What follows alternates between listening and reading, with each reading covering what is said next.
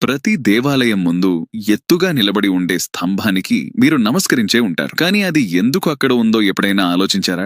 ఆ స్తంభాన్నే ధ్వజస్తంభం అంటారు. చాలా దేవాలయాల్లో ఇది ఉంటుంది. కానీ ప్రత్యేకంగా విష్ణు ఆలయాల్లో ఈ ధ్వజస్తంభం గరుడకి ప్రతీక. ధ్వజస్తంభం ఎప్పుడూ గర్భగుడికి సరిగ్గా ఎదురుగా ప్రధాన మార్గంలో నిలబడి ఉంటుంది. అది యాదృచ్ఛికం కాదు. దాని వెనుక ఒక లోతైన కథ ఉంది. ఒకప్పుడు గరుడ తల్లిని సర్పాలు బంధించి అమృతాన్ని తీసుకురా, అప్పుడే నీ తల్లిని విడిచిపెడతాం అని గరుడని భయపెడతాయి. గరుడ క్షణం కూడా ఆలోచించకుండా స్వర్గానికి వెళ్లి దేవతలతో పోరాడి చివరికి అమృతాన్ని తీసుకొచ్చి సర్పాలకు ఇచ్చి తన తల్లిని విడిపించుకుంటాడు. ఇక్కడ ఇంకో విషయం ఏంటంటే గరుడ ఆ అమృతంలో ఒక్క చుక్క కూడా తాగలేదు. ఇదంతా గమనించిన విష్ణువు గరుడ బలం, అతని డిటర్మినేషన్ మరియు తన తల్లి పట్ల అతని అపారమైన ప్రేమను చూసి ముగ్ధుడై గరుడకి 2 వరాలిస్తాడు. మొదటి వరం అమరత్వం ఇవ్వగా గరుడ దాన్ని స్వీకరిస్తాడు. రెండో వరంగా ఏది కావాలంటే అది కోరుకో అని అనగా గరుడ ఎవ్వరూ ఊహించని విధంగా దేవతల కన్నా మీకన్నా కూడా ఎత్తైన స్థానం నాకివ్వండి అని కోరగా విష్ణువు చిరునవ్వుతో అలాగే నీవు నా ధ్వజంగా ఉంటావు, ప్రతి దేవాలయంలో నీవు నా ముందు